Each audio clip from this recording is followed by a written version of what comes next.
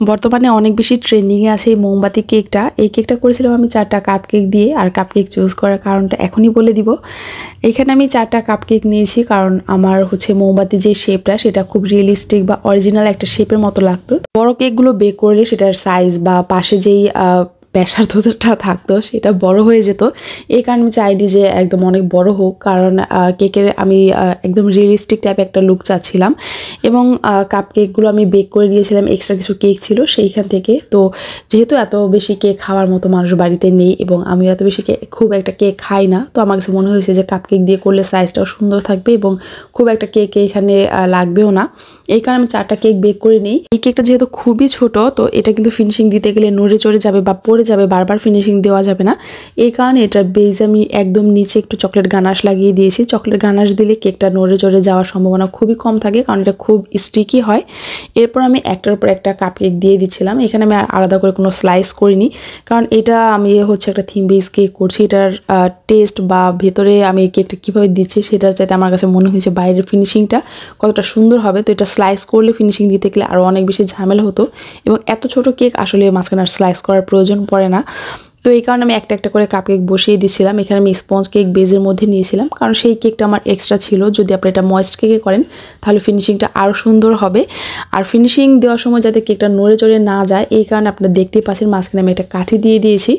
এইভাবে স্টিক দিয়ে ছোট যে কোনো কেক আপনারা ফিনিশিং দিতে পারেন, ছোট কেক বা টল কেকের ক্ষেত্রে। এখানে আমি কেকটা যখন ফিনিশিং দিচ্ছিলাম, এই কাঠিটা ছাড়া যখন ফিনিশিং দিব তখন এটা পড়ে যাবে বা বোর্ড থেকে সরে আসবে, অথবা স্ক্র্যাপারের সাথে কেকটা দেখা যায় উঠে চলে আসবে, কারণ এটা খুবই হালকা এবং ছোট্ট একটা কেক। বেসিক বেকিং এর ক্লাসটা পরশুদিন থেকে কিন্তু শুরু হবে। তো মাঝখানে একটা দিন সময় আছে রেজিস্ট্রেশনের। যারা ক্লাসটা জয়েন হতে চান তারা রেজিস্ট্রেশন করে ফেলবেন। ক্লাসের ডিটেলসটা আমি কমেন্ট সেকশনে দিয়ে রাখবো। তো মাঝখানে এই সাপোর্টটা দিলেই কেকটা নড়ে চড়ে যাওয়ার চান্স খুবই কম থাকে, এবং এইটা ফিনিশিং দিতে আমার প্রায় 1 ঘন্টা লেগেছে। এত ছোট কেক আর কোনো মতেই ফিনিশিং দেওয়া যাচ্ছিল না, স্মুথ হচ্ছিল না। তো প্রথমে একবার ভেবেছিলাম যে সাইড আমি ফন্ডেন্ট দিয়ে কভার করে দিব। তো এতটুকু কেকের জন্য এতটা ফন্ডেন্ট আবার রেডি করব, আবার সেটা আমি বাকিটুকু থেকে যাবে। এই কারণে চাচ্ছিলাম যে না, যতটা কষ্টই হোক আস্তে আস্তে এটা আমি ক্রিম দিয়েই ফিনিশিং দিই। তো প্রথমে একবার কোট করে আমি এটা একটু ফ্রিজে রাখি 1 ঘন্টার মতো সেট হওয়ার জন্য।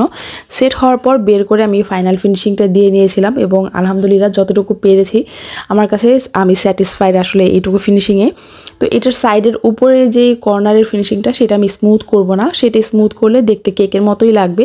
ওইটা মোমবাতি, অরিজিনাল মোমবাতি আমরা যখন দেখি সেটা যখন কতটুকু গলে পড়ে যায় তখন কিন্তু চারপাশটা একটু এবড়ো থেবড়ো থাকে। তো ওই আদলে আমি এটার চারপাশটা একটু এবড়ো থেবড়ো টাইপই রেখেছি, যাতে করে এটা দেখতে আরও বেশি রিয়েলিস্টিক লাগে। আর একটা কেকের মধ্যে আমি 3টা কাপ কেক ইউজ করেছি, এবং বাকি যে একটা কাপ কেক ছিল সেটা দিয়ে আমি ছোট্ট আইটা, মানে অর্ধেক গলে গিয়েছে বা প্রায় শেষের দিকে এরকম টাইপ ছোট্ট সাইজের একটা কেক করে নিয়েছি, যেটা দিয়ে হচ্ছে মোমবাতি করব। এরপর আমি 2টা জিনিস এটা ডলি পেপারের মধ্যে ট্রান্সফার করে নিচ্ছি 2টা কেকই। এটার মধ্যে দেওয়ার কারণটা হচ্ছে দেখতে একটু সুন্দর বা আকর্ষণীয় লাগা বা একটু ভালো লাগা, সুন্দরভাবে প্রেজেন্ট করা। এটাই, যত বেশি কাজ আমরা সুন্দর করে প্রেজেন্ট করব তত বেশি দেখতেও ভালো লাগবে। এটা কেকের বোর্ডে দিলেও দেখতে ভালোই লাগতো, কিন্তু যেহেতু আমার কাছে পেপারটা ছিল তো মনে হলো যে একটু এইভাবে যদি ডেকোরেশন করে দিই তাহলে এটা দেখতে বেশি আরও সুন্দর লাগবে। তো এরপর কেকটা আমি একটু ফ্রিজে সেট করে নিয়েছি। তারপর আমি এখানে চকলেট গানাশ নিয়েছি।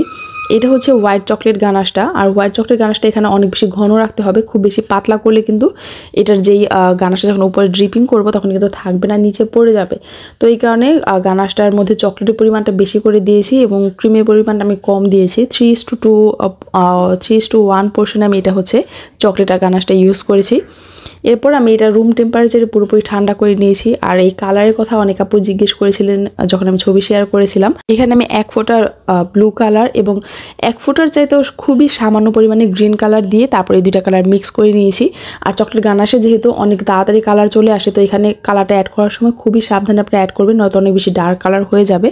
তো এই তো আমার কেকটা কমপ্লিট। আর এটার উপরে আমি ক্যান্ডেল দেওয়ার জন্য ভেতরে কোনো ক্যান্ডেল দিইনি আমরা যেই ফুল বানাই, আমি যখন রিয়েলিস্টিক ফুল বানাই সেগুলোর ভেতরে রেনু ইউজ করা হয়, সেই রেনু আমি মাঝখানে কেটে 2 কেকের মধ্যে 2টা ইউজ করেছি। সেই রেনুগুলো হচ্ছে ফুড গ্রেড। তো এই কারণে ভাবলাম যে ওই রেনুগুলো দিলেই এটা ভালো হবে। তো তো প্রথমে রেনু দিয়ে জ্বালানোর পর কোনো মতে আমি আগুন সহ ছবি তুলতে পারছিলাম না। অনেকবার চেষ্টা করার পর লাস্টে আমি টুথপিক দিয়েছি দুইটা কেকে দুইটা টুথপিক দিয়ে সেই টুথপিকটা ধরিয়ে তারপর হচ্ছে এইভাবে ছবি তুলেছি এবং লাস্টে একটা কেকের যে ক্যান্ডেলগুলো পাওয়া যায় সেগুলো দিয়ে তারপর আমি হচ্ছে ক্যান্ডেল জ্বালিয়েছিলাম। তো আপনারা যদি এটা করেন তাহলে চেষ্টা করুন ভিতরে দুটো ছোট ছোট মোম দিয়ে দিতে, তাহলে আরো বেশি ভালো হবে, খুব সুন্দর হবে। তো আমার কেকটা আপনাদের কাছে কেমন লেগেছে অবশ্যই কমেন্ট করে জানাবেন। যারা এটা বানিয়েছেন অবশ্যই ছবি শেয়ার করবেন, কে কীরকম করে বানালেন বা কীরকম করে আইডিয়া করে বানিয়েছেন অবশ্যই সেটা শেয়ার করবেন। আমারটা কেমন লেগেছে সেটাও জানাবেন। আল্লাহ হাফেজ।